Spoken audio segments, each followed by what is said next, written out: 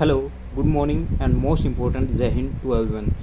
Students, आज हम discuss करेंगे geography, complete geography 6th class की जो एनसीईआरटी है उसको हम एक वीडियो में फिनिश कर देंगे।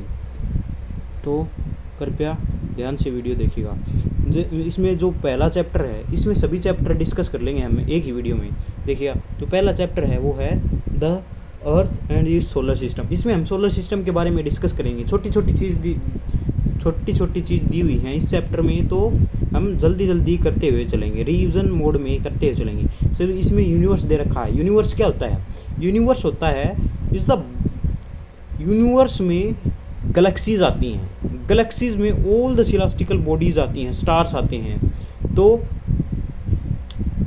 प्लैनेट्स आते हैं। इसमें बिलियंस ऑफ स्टार्स आते हैं। गैलेक्सीज में बिलियंस ऑफ स्टार्स आते हैं और बहुत सारी जो गैलेक्सीज हैं वो एक यूनिवर्स के अंदर आती हैं। ठीक है, galaxies all celestial bodies, stars, planets, satellite, ठीक है, इसमें आते हैं। सेलेस्टिकल बॉडीज़ क्या होती हैं? सेलेस्टिकल बॉडीज़ वो बॉडीज़ होती हैं जिनका या तो अपना लाइट होता है या फिर वो लीट अप होती हैं दूसरी किसी लाइट की मदद से। ठीक है, तो जिनका अपना खुद का लाइट होता है और उनकी अपनी हीट भी होती है, तो हम उनको स्टार्स के रूप में जानते हैं। अब हम इस चैप्टर में हम डिस्कस करते हुए चलेंगे जो प्लैनेट्स है, हमारा सोलर सिस्टम कैसे वर्क करता है।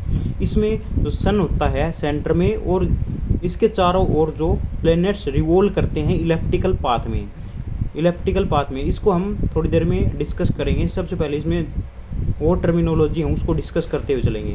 कॉन्स्टेलेशन क्या होता है? Group of stars. ग्रुप दिखाई दे रहा क्या? चलो देखिएगा, कॉन्स्टेलेशन क्या होता है? Group of stars which form A shape, यानी कि एक स्टार का ऐसा ग्रुप जो एक पर्टिकुलर शेप बनाता है, उसको हम कॉन्स्टेलेशन बुलाते हैं। क्या बुलाते हैं इनको? ये दो एनसीईआरटी के एग्जांपल हैं, इनको ध्यान में रख लेना। एक तो उर्सा मेजर, इसको बिग डिप बियर भी बुलाते हैं, और दूसरा है सप्तऋषि, इसको हम 7 स्टार्स के रूप में भी बुलाते हैं। और इसका जो मेन जो फीचर है वो ये है कि अगर हम यहाँ से पोजीशन देखेंगे, हम जो सप्तऋषि जो कॉन्स्टेलेशन है उसको, तो उसके अगर ये दो लास्ट वाले जो स्टार होते हैं ना, इनको देखेंगे तो इनके सामने हमें एक पोल स्टार दिखेगा। ये पोल स्टार होता है ना, ये रिप्रेजेंट करेगा एक नॉर्थ डायरेक्शन को। ये हमेशा इसकी डायरेक्शन चेंज नहीं होती, तो ये डायरेक्शन लोकेट करने के काम आता है। ठीक है, अब स्टेलाइट्स क्या होती हैं? स्टेलाइट्स हैं जो प्लैनेट्स के अराउंड मूव करते हैं। प्लैनेट्स क्या होते हैं? जो सन के अराउंड मूव करते हैं, उनको प्लैनेट बुलाते हैं। और स्टेलाइट क्या होती हैं? जो प्लैनेट्स के अराउंड जो चक्कर लगाती हैं, उनको हम सैटेलाइट बुलाते हैं। सैटेलाइट दो तरीके की होती हैं। एक तो नेचुरल होती हैं, उनको हम, जैसे हमारी अर्थ है उसकी जो नेचुरल सैटेलाइट है, यानी अर्थ के चारों ओर जो रिवॉल्व करता है वो हमारा मून है, इसीलिए इसको हम नेचुरल सैटेलाइट बुलाते हैं। आर्टिफिशियल सैटेलाइट है जो मैन मेड के द्वारा प्लैनेट्स के अराउंड रिवॉल्व की जाती हैं, उनको हम आर्टिफिशियल सैटेलाइट्स बुलाते हैं। एग्जाम्पल इसके हब्बल टेलीस्कोप और इंटरनेशनल स्पेस स्टेशन। और अब हम डिस्कस करेंगे सोलर सिस्टम के बारे में। सोलर सिस्टम क्या होता है? इसमें हम 8 प्लैनेट्स के बारे में डिस्कस करते हुए चलेंगे, जिनका जो मेन जो है वो होता है, मेन सेंटर होता है वो सन होता है। इसके अराउंड ही हम ये 8 प्लैनेट है, ये अपने अपने इलेप्टिकल पाथ में ऑर्बिट में रिवॉल्व करते हैं। इसमें प्लैनेट्स देखते हैं हम कौन से हैं। सबसे ये हायरकी के ऑर्डर में ही लगे हुए हैं, जैसे पहले कौन सा आएगा, फिर दूसरा कौन सा आएगा। जैसे फर्स्ट आता है मरकरी, फिर आता है वीनस, फिर आता है अर्थ, फिर आता है मार्स। ये जो चारों प्लैनेट्स हैं ना, इनको हम इंटरनल प्लैनेट्स बुलाते हैं, और इनको हम रॉकी प्लैनेट्स भी बुलाते हैं क्योंकि ये सॉलिड फॉर्म में होते हैं। और इनको हम टेरेस्ट्रियल प्लैनेट्स भी बुलाते हैं। और जो ये आउटर वाले होते हैं ना, ये चारों, जुपिटर, सैटर्न, यूरेनस और नेपच्यून, इनको हम आउटर प्लैनेट बुलाते हैं। और इनको हम, ये गैसियस फॉर्म में होते हैं, इसलिए हम इनको जोवियन प्लैनेट्स भी बुलाते हैं। ठीक है, ये हो गया। चलो आगे चलते हैं। नेक्स्ट इसमें क्या है,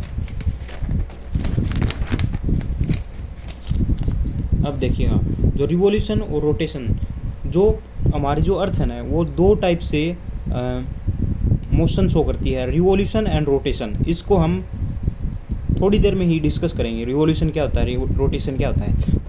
चलो बता देता हूँ मैं। जैसे जो हमारी अर्थ है ना, वो सन के अराउंड रिवॉल्व करती है तो उसको हम रिवॉल्यूशन बोलते हैं। और जो रोटेशन होती है ना, वो सन जो जो हमारे जो प्लेनेट होता है ना, जो अर्थ होती है ना, वो अपने आप पे रोटेट करती है ना, तो उसको हम बुलाते हैं रोटेट कर रही है, अपने एक्सिस पे ही रोटेट कर रही है। ठीक है, जो फास्टेस्ट रिवॉल्यूशन कौन सा प्लेनेट करता है, ये मरकरी करता है। और सबसे स्लोएस्ट कौन सा करता है, नेपच्यून करता है, क्योंकि ये ज़्यादा दूर होता है, ये पास होता है, जो जल्दी रिवॉल्व कर लेता है। ठीक है, और रोटेशन की अगर बात करें तो सबसे फास्ट रोटेट कौन सा करता है, जुपिटर करता है। और सबसे स्लो कौन सा करता है, वीनस करता है। कुछ एक जो डायरेक्ट क्वेश्चन बढ़ते हैं वो हम डिस्कस करते हुए चलेंगे, वन लाइनर में बढ़ते हैं, मोस्ट इंपॉर्टेंट है। सबसे पूछ लेगा बड़ा कौन सा है, जुपिटर है। सबसे बिगेस्ट स्टेलाइट किसका है, गैनीमेड है। ये छोड़ दे, स्टेलाइट छोड़ दो, ये हम जो हायर क्लासेस है ना उनमें डिस्कस करते हुए चलेंगे। वैसे नॉलेज के लिए आपको पता भी नहीं होना चाहिए, स्टेलाइट्स हैं। स्टेलाइट्स को हम जो आने वाली क्लासेस में हम डिस्कस करेंगे। इसमें ये जो चैप्टर होगा, ये हमारा जो 6th का जो लेवल है उसके अकॉर्डिंग ही होगा, उससे बाहर एक क्वेश्चन भी नहीं जाएगा। इसमें जो ग्रीन प्लेनेट किसको बुलाते हैं, यूरेनस को बुलाते हैं। इसको हम ग्रीन प्लेनेट बुलाते हैं। जो closest star of the solar system है वो कौन सा है, प्रोक्सिमा सेंचुरी है। इसको ये एक डाटा है, इसको हम याद ही रख लेंगे। ठीक है, इनको याद ही करना पड़ेगा, इनका कोई इलाज नहीं है। और जैसे मैक्सिमम नंबर ऑफ स्टेलाइट्स किसके हैं, जुपिटर के हैं। और जो फास्टर रिवॉल्यूशन कौन करता है, मरकरी करता है। होटेस्ट कौन सा होता है, वीनस होता है। अब आपके दिमाग में ये चल रहा होगा कि होटेस्ट वीनस कैसे हो सकता है, क्योंकि सन के पास तो मरकरी है, मरकरी होटेस्ट क्यों नहीं है, क्योंकि जो रेज होती है ना वो इस पे परपेंडिकुलर पड़ती हैं। और जो हमारा जो मरकरी होता है ना उस पर जो रेज हमारी पड़ती हैं वो परपेंडिकुलर नहीं पड़ती हैं, कुछ एक एंगल के साथ पड़ती हैं, तो इसलिए वो ज़्यादातर हॉट नहीं हो पाता। इसलिए इसको हम हॉटेस्ट प्लेनेट बुलाते हैं, वीनस को। फास्टेस्ट रोटेशन आपने पढ़ लिया हुआ है, ये जुपिटर है, ये नियरेस्ट टू अर्थ है, वीनस है। नियरेस्ट टू द सन है, ये मरकरी है। स्लोएस्ट रिवॉल्यूशन नेपच्यून है। और जो स्मॉलेस्ट प्लेनेट है वो हमारा मरकरी हो जाएगा।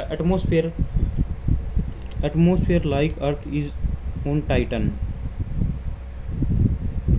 जो हमारा जो एटमॉस्फेयर है ना वो सनी जो टाइटन होता है ना, जो सैटर्न का जो सैटेलाइट होता है टाइटन, उसके तरह का एटमॉस्फेयर हमारे एटमॉस्फेयर में है। ये पॉइंट इसका ये मतलब है। ये अब हम डिस्कस करते हुए चलेंगे वन बाय वन, जो एक जो प्लेनेट है उसके बारे में थोड़ी थोड़ी जानकारी लेते हुए चलेंगे।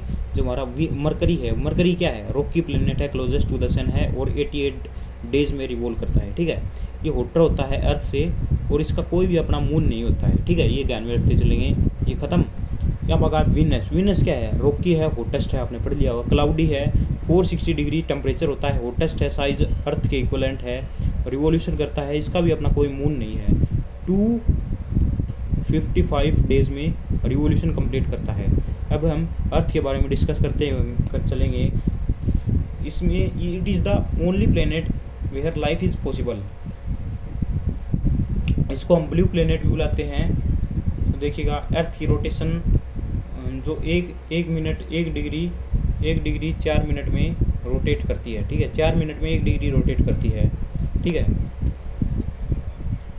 मून अपना रिवॉल्यूशन कितने दिन में करता है, जो अर्थ के वो करता है 27 डेज में, और रोटेट करता है वो भी 27 डेज में होता है। जो मार्स है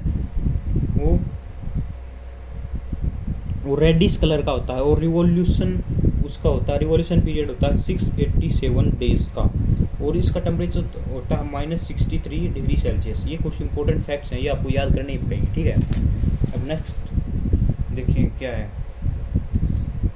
जो जुपिटर है। जुपिटर जो प्लेनेट है हमारा वो सबसे लार्जेस्ट प्लेनेट है और ये गैसियस फॉर्मेट में होता है, ठीक है, और ये 5 times far away from the sun है, अर्थ है। उसका रिवॉल्यूशन टाइम है वो है 12 ईयर्स का। अभी रिवॉल्यूशन का मतलब होता है सन के अराउंड एक चक्कर पूरा करना। जैसे हमारे अर्थ है ना वो सन के अराउंड एक चक्कर पूरा करती है 365 दिन और 4 घंटे। इसी तरह इनका जो ये रिवॉल्व करेंगे इनका 1 ईयर बन जाता है, वो 12 ईयर्स का बनता है। ठीक है, ऐसे याद रखिए इनको। इम्पोर्टेंट दो कंसेप्ट दे रखे हैं, ये एनसीईआरटी के हैं। 20 जुलाई 1969 को नील आर्मस्ट्रांग जो है मून पर गया था, ये फैक्ट आपको याद पता होना चाहिए। और जो आर्टिफिशियल जो सैटेलाइट है हमारी, वो कौन कौन सी हैं? इनसेट है, IRS है, एड्यूसेट है, ठीक है। अब कौन सा आ गया? सटर्न रिंग्स होती हैं, इनकी रिंग्स होती हैं, आइस डस्ट होती हैं, सेकंड लार्जेस्ट है, इसमें गैस जाइंट्स होती हैं। और इसको रिवोल्यूशन पीरियड कितना है? 24.5 ईयर्स रिवोल्यूशन है। और इसके मून है 145 मून्स है इसके। मून्स वगैरह छोड़ दो, आप जो इम्पोर्टेंट पॉइंट है उनको एक बार देखते हुए चलो बस। अब और भी जो हमारे सोलर सिस्टम में और भी टर्मिनोलॉजी यूज़ होती हैं वो डिस्कस करते हैं चल देंगे। जैसे एस्टेरॉइड्स क्या होते हैं, कॉमेट्स क्या होते हैं, मेटेरियोइड्स क्या होते हैं। जो एस्टेरॉइड्स होते हैं ना, वो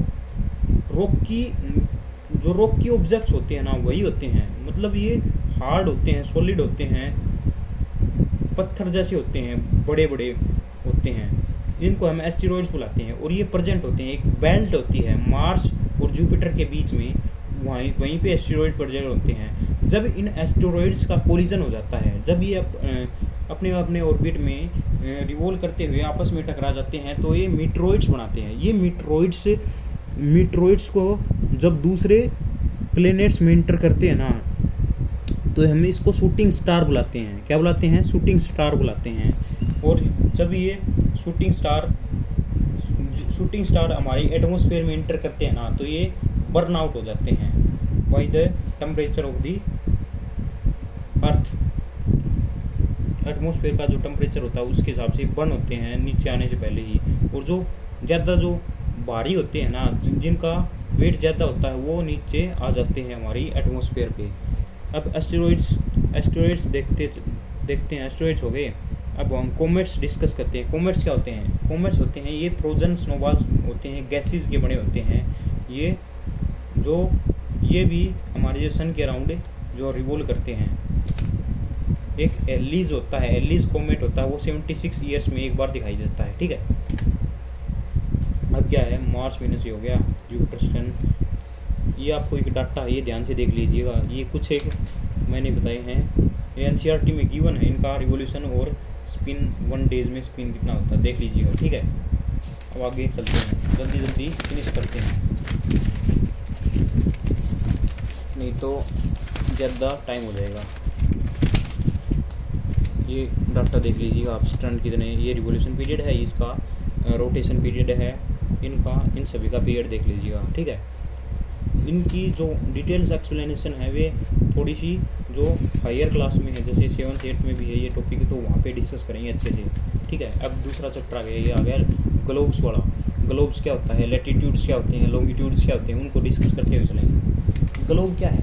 ग्लोब है कि miniature version of our earth. Globe में क्या होती हैं? 2 लाइंस होती हैं, एक तो लैटिट्यूड्स होती हैं, एक लॉन्गिट्यूड्स होती हैं।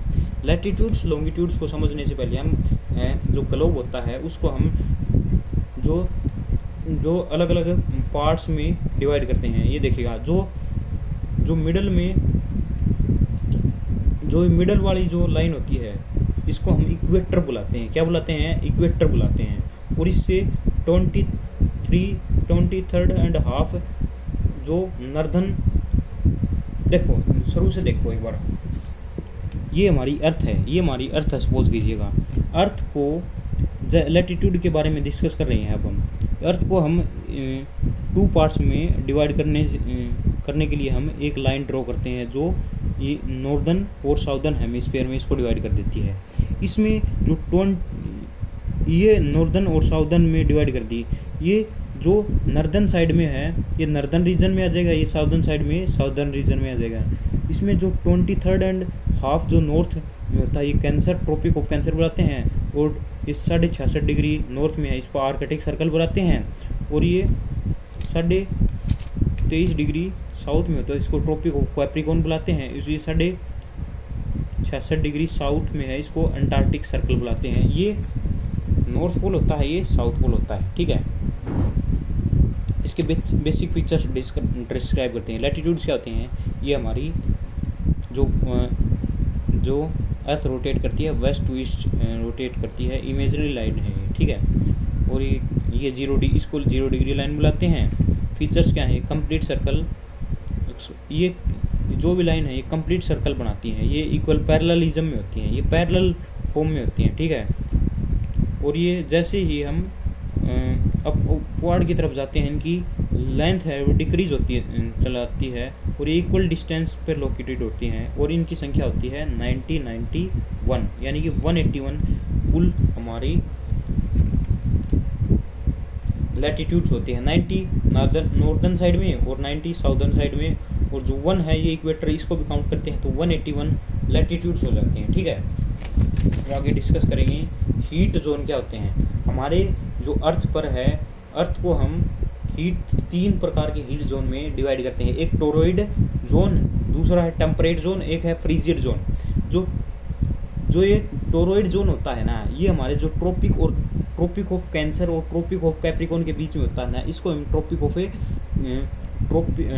टोरॉइड जोन बुलाते हैं। यहाँ पे ह्यूमिड कंडीशन होती है और यहाँ पे सबसे ज़्यादा फॉरेस्ट वगैरह मिलते हैं, क्योंकि यहाँ पे जो सन की जो रेज हैं वो डायरेक्टली परपेंडिकुलर पड़ती हैं, इसीलिए ये इसको हम टोरॉइड जोन बुलाते हैं। और ये काफ़ी, इसका टेम्परेचर काफ़ी हाई होता है।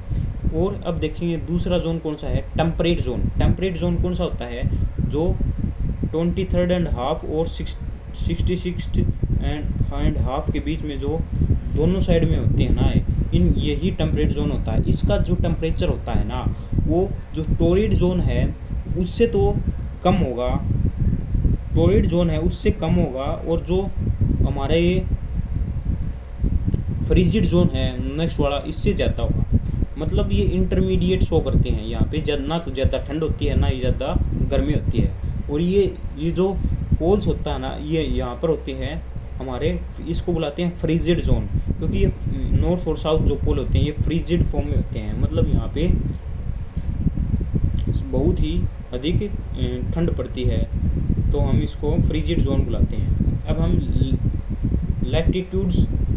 लॉन्गिट्यूड्स की बारे में डिस्कस करेंगे। लॉन्गिट्यूड्स क्या होते हैं, जो इमेजिनरी लाइंस होती हैं, वर्टिकल लाइंस होती हैं, इनको हम लॉन्गिट्यूड्स बुलाते हैं। जो वर्टिकल लाइंस होती है ये हेमिस्फीयर बनाती है, ये पूरा स्फीयर नहीं बनाती है, जस्ट लाइक एज लैटिट्यूड्स। ये जो प्राइम मेरिडियन है ना, जो प्राइम मेरिडियन है वो अर्थ को 2 पार्ट में डिवाइड करती है, एक ईस्टर्न एक वेस्टर्न हेमिस्फीयर में। ये इस साइड में वाला इसको ई से रिप्रेजेंट करते हैं, इसको डब्ल्यू से रिप्रेजेंट करते हैं, और ये 2 इक्वल पार्ट्स में डिवाइड कर दी जाए। ये प्राइम मेरिडियन, इसको हम प्राइम मेरिडियन बुलाते हैं, फिर 0 डिग्री बुलाते हैं। ये ग्रीनविच मेरिडियन, ग्रीनविच जो लंदन जो कंट्री है वहाँ पे एक लैब वगैरह है इनकी, तो इनके नाम पे ही इन्होंने इनका नाम दे दिया ग्रीनविच मेरिडियन या फिर प्राइम मेरिडियन।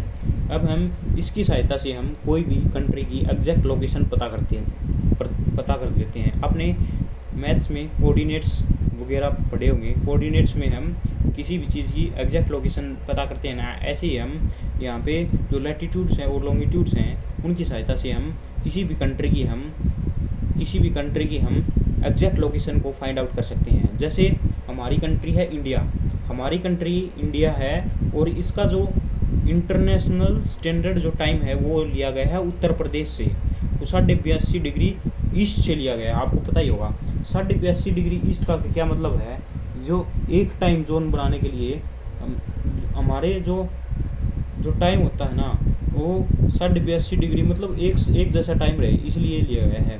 और ये क्या होता है, जो हमारा जो लैटिट्यूड्स होता है ना, जो ये प्राइम मेरिडियन होता है, ये प्राइम मेरिडियन से 5.5 घंटा आगे होता है इंडिया का टाइम, ठीक है।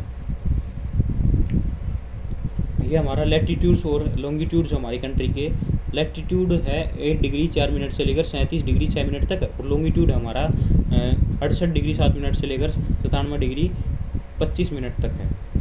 सबसे लोअर मोस्ट पॉइंट है, इसको बुलाते हैं इंदिरा पॉइंट, ये है अंडमान निकोबार में 6 डिग्री 45 मिनट नॉर्थ में है। इंडिया की जो नॉर्थ से लेकर जो साउथ तक है, लद्दाख से लेकर कन्याकुमारी तक है, वो है 3214 किलोमीटर डिस्टेंस है, और ये ईस्ट टू वेस्ट है, ये है 29,33 किलोमीटर। ठीक है,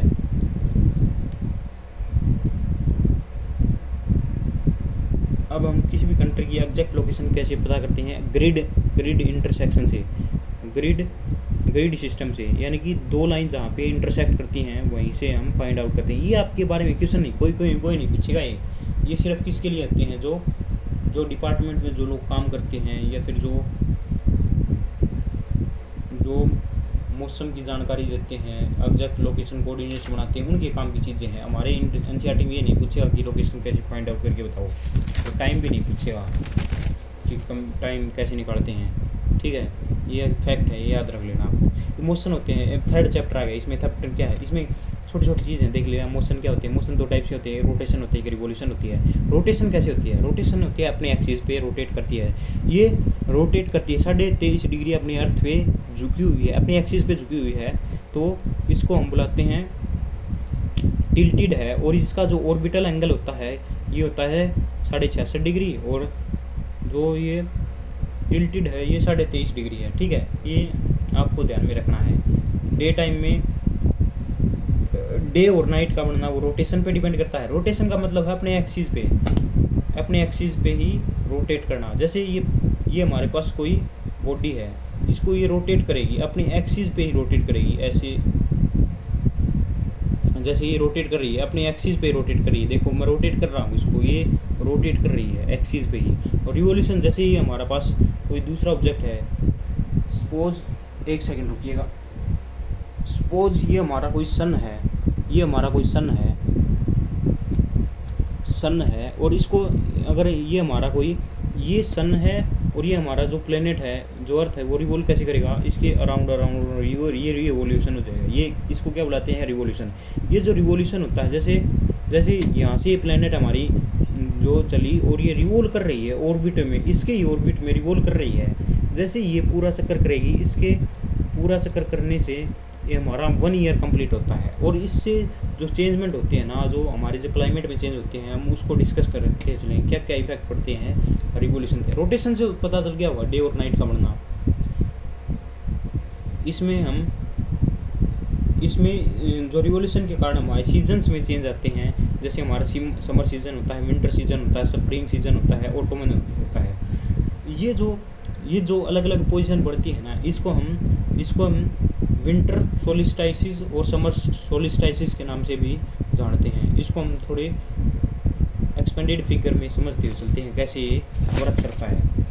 देखो ये हमारा सन है, ठीक है, ये हमारा सन है, ये हमारी अर्थ है जो रिवॉल्व कर रही है। ये अर्थ रिवॉल्व कर रही है, कभी यहाँ भी आएगी, फिर यहाँ भी आएगी, यहाँ भी आएगी। जैसे ये सन है, ये जो अर्थ पर हमारी जो रे है वो परपेंडिकुलर गिरेगा, तो यहाँ पे क्या हो जाएगी? यहाँ पे समर हो जाएगी, और यहाँ पे क्या हो जाएगी? विंटर हो जाएगी। इसीलिए इसको हम यहाँ पे सबसे लॉन्गेस्ट आपको ये याद रखना कि इसमें जो सबसे लॉन्गेस्ट डेज होता है ना, वो 21 जून का होता है, और ये होता है समर सोल्स्टाइस के कारण। और सबसे जो हॉटेस्ट डे होता है, सबसे जो स्मॉलेस्ट डे होता है, वो 22 दिसंबर का होता है। और जो 21 मार्च और 23 सितंबर को है, वहाँ पे इक्विनॉक्स, जहाँ पे दिन और रात बराबर होते हैं, वो होते हैं। ठीक है, अब ये ख़त्म हो गया, बस इसमें कुछ नहीं है, कुछ नहीं, कोई नहीं पूछेगा आपके कैसे रिवॉल्व करेगी ये अर्थ, कैसे रिवॉल्व करती है, यहाँ पे कैसा कंडीशन होगा। ठीक है, ये समर सोल्स्टाइस, विंटर इक्विनॉक्स है, जहाँ पे दिन और रात बराबर होती हैं। ये डेट याद रख लेना, ये पूछता है बार बार में, एग्जाम्स में पूछता है कि भाई 21 मार्च को कौन सा इक्विनॉक्स होता है, और ये 23 सितंबर को इक्विनॉक्स होता है कि नहीं होता है। ये अब हम नेक्स्ट चैप्टर में आगे बढ़ते चल रहे हैं। जैसे चैप्टर नंबर 4 आ गया, ये है मैप्स के बारे में। मैप्स को हम डिस्कस करते हुए चलेंगे। इसमें मैप्स में क्या दे रखा? कुछ नहीं दे रखा। इसमें 3 टाइप के मैप बताए गए हैं, एक पॉलिटिकल होता है, एक फिजिकल होता है, एक थीमेटिक होता है। पॉलिटिकल क्या होता है? पॉलिटिकल में क्या होता है, इसमें सारी चीज़ जो नेचुरल जो चीज़ दी गई हैं वो पॉलिटिकल मैप में दी जाती हैं, और ये एक जैसा होता है। जो फिजिकल, इसमें जो कलर होते हैं, कलर कॉम्बिनेशन, वो भी स्टैंडर्ड्स के हिसाब से ही डिवाइड किए जाते हैं। जैसे कोई भी आप पॉलिटिकल मैप उठाओ, उनके कलर्स आपको सेम मिलेंगे। जैसे हमारे पास कोई ग्रीन कलर है, तो ग्रीन रिप्रेजेंट करेगा प्लेन्स को, और जैसे हमारे पास कोई रेडिश ब्राउन है वो रिप्रेजेंट करेगा प्लेट्यूज को, माउंटेन्स को, और जो हमारे जो ब्लू कलर है वो रिप्रेजेंट करेगा वाटर बॉडीज़ को, ओशियंस को। और जो थीमेटिक है वो स्पेसिफिक के लिए बनाया जाता है। जैसे थीमेटिक मैप रिप्रेजेंट करना है किसका, कोई भी सब्जेक्ट का थीमेटिक रिप्रेजेंट करना है तो हम थीमेटिक मैप रखते हैं, वो स्पेसिफिक इंफॉर्मेशन के लिए। पॉलिटिकल होता है, इसमें बाउंड्रीज़ का जो सेपरेशन अलग अलग होता है उसको पॉलिटिकल बुलाते हैं। वही डायरेक्शन बताइए, ये बच्चों वाली चीज़ दी गई है, इसमें तो कोई कुछ नहीं है, ठीक है। अब आगे डिस्कस करते हैं नेक्स्ट चैप्टर नंबर है 5। इसमें मेजर डोमेन्स ऑफ अर्थ हैं। इसमें क्या है, मेजर डोमेन्स ऑफ अर्थ क्या हैं। जो अर्थ है उसके मेन 4 कंपोनेंट हैं, lithosphere, hydrosphere, atmosphere, biosphere. Lithosphere में क्या आता है, जो हमारे जो कंटिनेंट्स आते हैं ना, 7 कंटिनेंट्स, इसके बारे में पढ़ना है। और जो हाइड्रोस्फीयर में वाटर बॉडीज़ के बारे में, ओशियंस के बारे में पढ़ना है। एटमॉस्फेयर में हमारे जो एटमॉस्फेयर वाला पार्ट है यानी जो एयर वाला पार्ट है उसको डिस्कस करना है। बायोस्फीयर में जो हमारा देखिएगा, ये हमारे पास मान लीजिए लिथोस्फीयर है, ये हाइड्रोस्फीयर है, ये एटमॉस्फेयर है। इनके जो कॉम्बिनेशन में जो बीच में मिडल में होगा वो बायोस्फीयर होगा। बायोस्फीयर में लिविंग थिंग्स आती हैं, जैसे एनिमल्स होगा, फ्लोरा एंड फौना आ गया, इसमें बायोस्फीयर में आ गया, ठीक है। अब 1 बाय 1 डिस्कस करते हुए चलते हैं। लिथोस्फीयर में क्या आता है, लिथोस्फीयर में कंटिनेंट्स के बारे में पढ़ना है। जैसे एनसीईआरटी के फैक्ट्स दे रखे हैं वो डिस्कस करूँगा आपको ध्यान से। जैसे सबसे ऊंची जो माउंटेन है उसको माउंट एवरेस्ट बुलाते हैं। वो कहाँ पे है, हिमालयज में है, नेपाल में है सबसे। और जो सबसे डीपेस्ट पॉइंट है वो पैसिफिक ओशियन में है। वो डीपेस्ट जो पैसिफिक ओशियन में भी एक माउंटेन है, सॉरी इसको मरियाना ट्रेंच बुलाते हैं, पैसिफिक ओशियन में पड़ता है। कॉन्टिनेंट्स देख लेना आप, Asia, Africa, north America, south America, Antarctica, Europe और ऑस्ट्रेलिया। सबसे बड़ा ये है, फिर अफ्रीका, फिर नॉर्थ अमेरिका, फिर साउथ अमेरिका, फिर अंटार्कटिका, यूरोप, फिर ऑस्ट्रेलिया। इसको एक बार पढ़ेंगे, रीडिंग मारोगे ना तो याद हो जाएगा, रट्टा क्वेश्चन मारने की कोई ज़रूरत नहीं है। यूरेशिया क्या है, जो यूरोप और एशिया को अलग करता है उसको यूरेशिया बुलाते हैं। और यूरोप कहाँ पे पड़ता है, यूरोप आर्कटिक सर्कल में पड़ता है, ठीक है।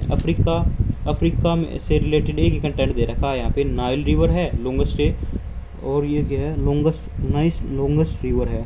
और ये सारा डिजर्ट भी है यहाँ पे अफ्रीका में, याद रख लेना। और जो साउथ अमेरिका है यहाँ पे क्या है, अमेजोन के फॉरेस्ट हैं और एंडीज माउंटेन है। और नॉर्थ अमेरिका में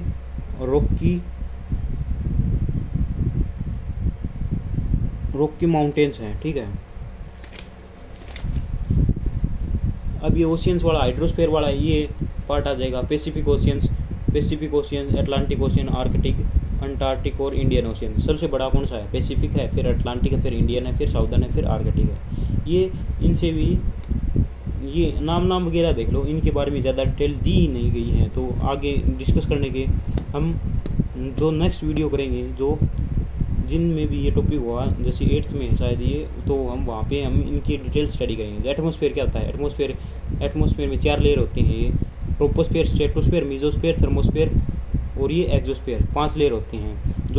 जो ट्रोपोस्फेयर होता है, इसमें जो वेदरी कंडीशन इसमें होते हैं, जो हमारे जो प्लेन्स वगैरह वो उड़ते हैं वो स्ट्रेटोस्फेयर में उड़ते हैं। और जो मीजोस्फेयर में मीटियोर्स वगैरह आते हैं। और थर्मोस्फेयर में क्या होते हैं, रेडियो वेव्स आती हैं।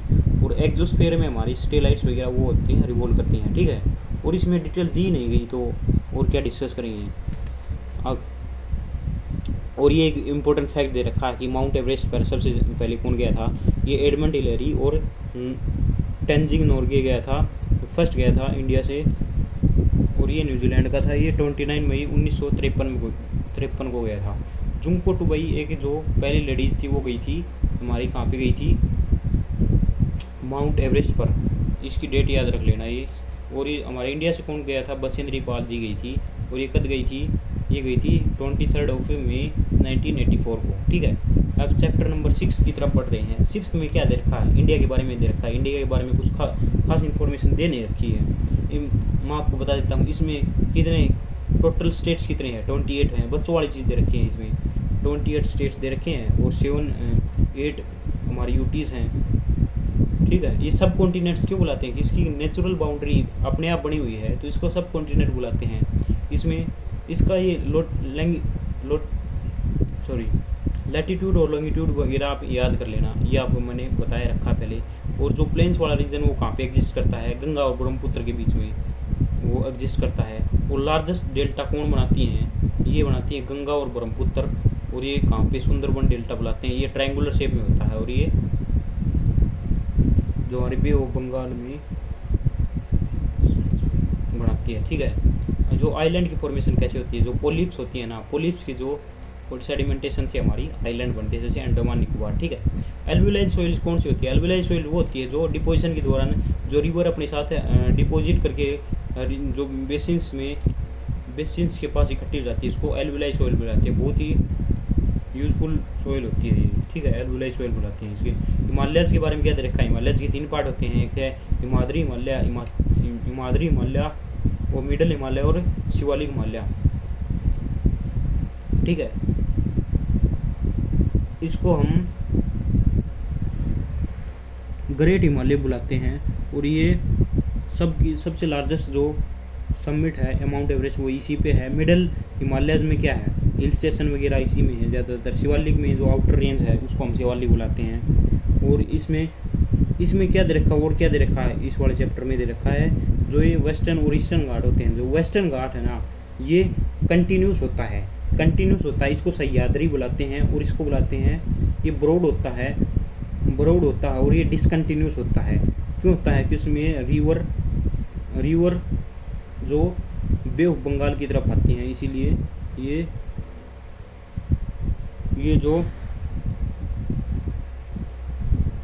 यहाँ पे जो माउंटेन होते हैं उसको कट करते हुए कटे फटे होते हैं, डिसकंटिन्यूस हो जाते हैं, ठीक है। और क्या है, इसमें कुछ नहीं दे रखा, बस सिंपल चीज़ें दे रखी हैं बच्चों वाली। अब नेक्स्ट चैप्टर में जल्दी आगे तरफ पढ़ते हैं, जल्दी फिनिश करते हैं। काफ़ी वीडियो काफ़ी लंबी होने जा रही है, तो इंटरेस्ट कम हो जाता है स्टूडेंट्स का, मैंने देखा है ज़्यादातर। जैसे चैप्टर नंबर 7 है, इसमें क्या दे रखा है, इंडिया की क्लाइमेट है, वेजिटेशन है, वाइल्ड लाइफ है। क्लाइमेटिक कंडीशन क्या होती हैं, जो हमारी क्लाइमेटिक कंडीशन है, वेदर कंडीशन है, वो देखेंगे। वेजिटेशन क्या होता है, इसमें फन्ना किस प्रकार का है, फ्लोरा किस प्रकार के पेड़ पौधे हैं, वो हमारे वेजिटेशन में। वाइल्ड लाइफ में हमारे किस प्रकार के जो एनिमल्स हैं वो कहाँ पाए जाते हैं, वो देखेंगे हम। क्लाइमेट और वेदर में क्या डिफरेंस है, सबसे पहला क्वेश्चन तो यही आ जाता है। क्लाइमेट, वेदर क्या है, एक शॉर्ट टर्म फिनोमेना है। डे टू डे को हम वेदर, जैसे आज वेदर क्लाउडी वेदर है, ऐसे बोलते हैं ना, क्लाउडी वेदर है, ये क्लाइमेट होता है। ये लॉन्ग टर्म ब्रॉड एस्पेक्ट में देखा जाता है कि जैसे हिली एरियाज है वहाँ पे क्लाइमेट काफ़ी, टेम्परेचर काफ़ी कम होता है, ठीक है। और ये टेम्परेचर डिफरेंस होता क्यों है, इसको पता होना चाहिए, क्योंकि इसी के लिए फैक्टर रिस्पॉन्सिबल है। लोकेशन, किसी प्लेस की लोकेशन, इसकी position from the sea level और रिलीफ, ये कुछ एक फैक्टर हैं, ये इनके कारण ये टेम्परेचर डिफरेंस होता है। सीजन्स इन इंडिया में मेनली 4 रीजन आते हैं, विंटर, समर और रेनी सीजन्स। और रेनी सीजन और कौन सा होता है, एक और होता है,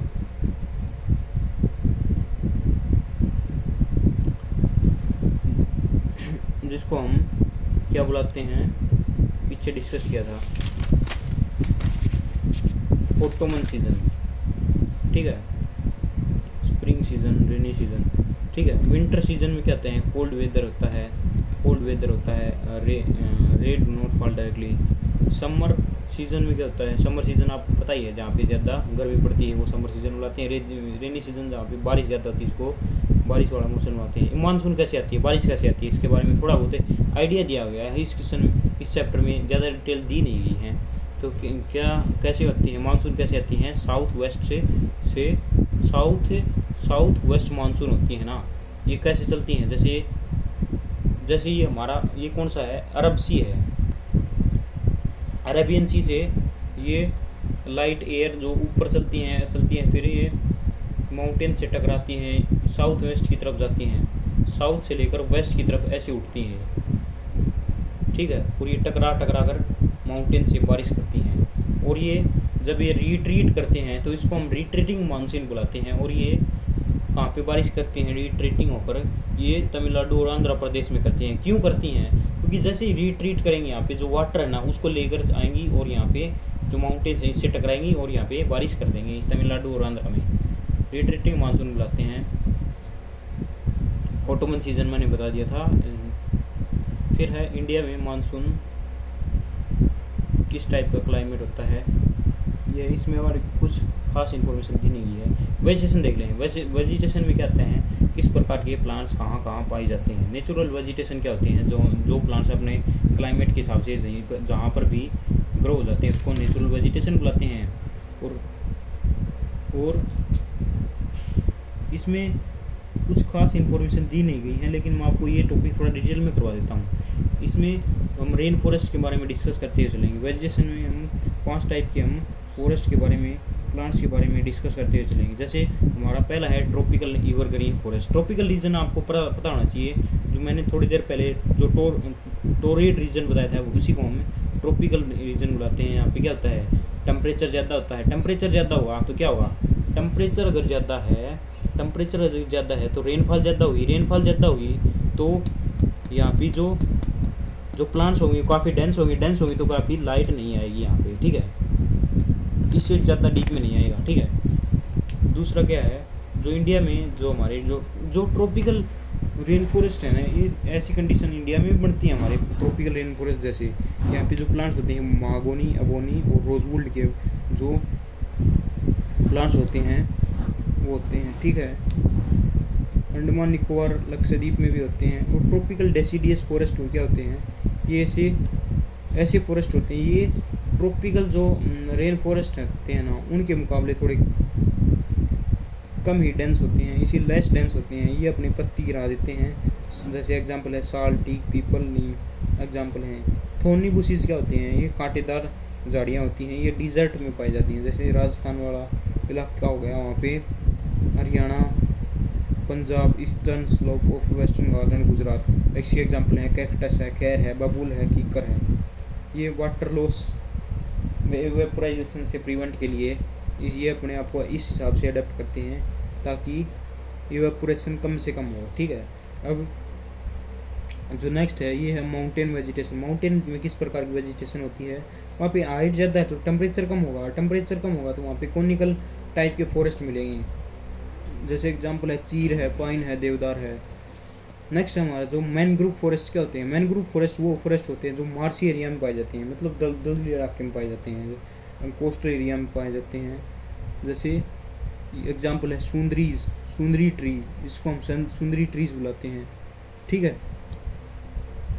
नेक्स्ट जो टॉपिक हमारा जो वाइल्ड लाइफ का है, वाइल्ड लाइफ में हम एनिमल्स के बारे में डिस्कस करेंगे। कौन से एनिमल्स कहाँ पाए जाते हैं। जैसे टाइगर, नेशनल इंडिया का जो नेशनल एनिमल है वो टाइगर है। जो इनको प्रोटेक्ट करने के लिए हम डिफरेंट टाइप से इनको प्रोटेक्ट करते हैं। जैसे नेशनल पार्क बना दिए या फिर कोई नेशनल पार्क वगैरह की सहायता से इनको हम प्रोटेक्ट बना करते हैं। जैसे गिर नेशनल पार्क कहाँ पे है, गुजरात में। कैमल के लिए थार में पाया जाता है, थार डिजर्ट में कैमल पाया जाता है। और ये वाइल्ड गोट ये है स्नो लियोपार्ड, ये हिमालयाज रीजन में पाई जाती है, ठीक है। नेक्स्ट में क्या है, बर्ड को प्रिवेंट करने के लिए हम बर्ड सेंचुरीज बनाते हैं। पिकॉक हमारा जो नेशनल बर्ड है वो होता है। Parrots, pigeons, myna, geese, these are the example of birds. National park, sanctuary, biosphere reserves, इनके हिसाब से हम कोडिंग हम कंजर्व करते चलते हैं। लास्ट चैप्टर हमारे पास आ गया, ये कुछ नहीं दे रखा, इसमें छोटे छोटे टॉपिक दे रखे हैं इसमें। नेक्स्ट जो टॉपिक हमारा गया मेजर लैंडफॉर्म ऑफ अर्थ।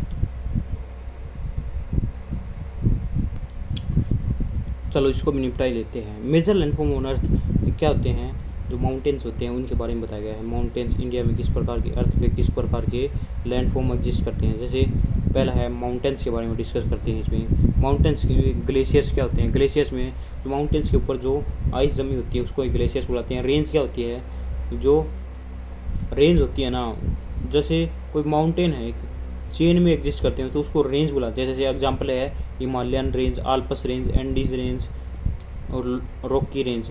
ये हिमालयाज एशिया में पड़ता है, हमारे इंडिया में पड़ता है। आल्प्स यूरोप में पड़ता है। एंडीज साउथ अमेरिका में पड़ता है। रॉकी नॉर्थ अमेरिका में पड़ता है। और जो ये माउंटेन्स होते हैं ये किस प्रकार के बने होते हैं, इनके टाइप्स होते हैं folding mountains, block mountains, volcanic mountains. Folding mountains होते हैं ना, ये कैसे बनते हैं, ये टेक्टोनिक प्लेट्स के टकराने के कारण बनते हैं, जैसे Himalaya, Alps, Aravalli, these are the example of folding mountains. और ब्लॉक माउंटेन्स क्या होते हैं, जैसे ब्लॉक माउंटेन्स कैसे बनते हैं, जैसे कोई ये कोई रीजन है हमारे पास, ये नीचे धंस गया या टूट के फिर नीचे धंस गया किसी कारण से, तो नीचे वाला जो पार्ट इसको ग्रैबन बुलाते हैं, इसको होस्ट बुलाते हैं। और ये इसके एग्जांपल है राइन वैलीज एंड वोस गीज, ये यूरोप में पड़ते हैं। वोल्केनोज से जो मैग्मा से बनते हैं, जो मैग्मा इरप्शन से बनते हैं, मैग्मा इरप्शन के बाद डिपोजिशन हो जाता है ना, उससे बनते हैं वोल्केनिक। इसका एग्जांपल है माउंट किलिमंजारो और माउंट फ्यूजियामा इन जापान। याद रख लेना, एनसीईआरटी के एग्जांपल लिए मैंने। और क्या क्या फैक्ट दिए गए हैं जल्दी जल्दी डिस्कस करते हुए चलते हैं। प्लेट्यू क्या होता है, प्लेट्यू जो टेबल लैंड है उसको हम प्लेट्यू बुलाते हैं। Deccan is the one of the, India में दक्कन पड़ता है। जैसे ईस्टर्न अफ्रीका में कौन सा प्लेट्यू पड़ता है, ईस्टर्न अफ्रीका में प्लेट्यू पड़ता है केनिया, तंजानिया, युगांडा में। ये वेस्टर्न प्लेट्यू है ऑस्ट्रेलिया में पड़ता है। ये एग्जाम्पल दें, जो तिब्बत होता है ये सबसे बड़ा प्लेट्यू होता है। प्लेट्यू को हम पठार बुलाते हैं हिंदी में। और इसकी जो हाइट होती है, सबसे बड़े जो पठार की हाइट होती है वो 4000 से लेकर 6000 मीटर होती है। और ये इसको हम प्रूफ ऑफ द वर्ल्ड भी बुलाते हैं। और ये मिनरल और माइनिंग में सबसे इम्पोर्टेंट है। और जो इंडिया में सबसे जो आयरन है, कोल है, मैग्नीज का, वो छोटा नागपुर का जो पठार है वो सबसे समृद्ध है। और यहाँ पे एक कुंड्रू जलप्रपात है और ये कौन सी, सुपर्णिका रिवर पर है। और ये एक जोग है, जो रेनफॉल है ये कर्नाटक में है और ये शरावती नदी पर है। जो हाईएस्ट वाटरफॉल है वो कुच्चिकल है, वराही नदी पर है और ये भी कर्नाटक में पड़ता है। ठीक है, अब कल्टीवेशन में बात कर लेते हैं। कल्टीवेशन कैसी होगी इनमें, प्लेट्यूज प्लेन्स के बारे में डिस्कस करेंगे। अब प्लेट्यूज में कुछ खास नहीं देखा। जो टेबल लाइक जो लैंड अबोव द ग्राउंड होती है ना, उसको बुलाते हैं। और जो अगर ये कोनिकल शेप में होगी इसको माउंटेन बुला लेंगे। और अब हम डिस्कस करेंगे प्लेन्स के बारे में। प्लेन्स क्या होते हैं, प्लेन्स जो हमारे जो रिवर्स होते हैं उनके द्वारा बनाए गए ऐसे एरियाज होते हैं जो स्टोन्स, जो इनकी डिपोजिशन, स्टोन्स की डिपोजिशन या फिर एल्यूविलाई सॉइल्स के द्वारा बनाए जाते हैं। इनका जो लेवल होता है वो 200 मीटर से हाई नहीं होता है। ये एग्जाम्पल दे रखा है, गंगा और ब्रह्मपुत्र से बनाया जाता है इंडिया में। और चाइना में यांगजी एक रिवर है उसके द्वारा बनाया जाता है। और एग्जाम्पल है क्या, बस यही एग्जाम्पल दे रखे हैं। और ये एक एनसीईआरटी का एक इम्पोर्टेंट फैक्ट दे रखा है, मोइने काय ये हवाई पैसिफिक ओशियन में पड़ता है। और ये क्या माउंटेन है, सबसे बड़ा माउंटेन है। ये अंडर वाटर है, जिसकी हाइट है 10,205 मीटर। ये अंडर वाटर माउंटेन है। तो यही थी ज्योग्राफी में कंप्लीट चैप्टर पढ़ा चुका हूँ आपको। आशा करता हूँ आपको वीडियो अच्छी लगी होगी। Thank you so much.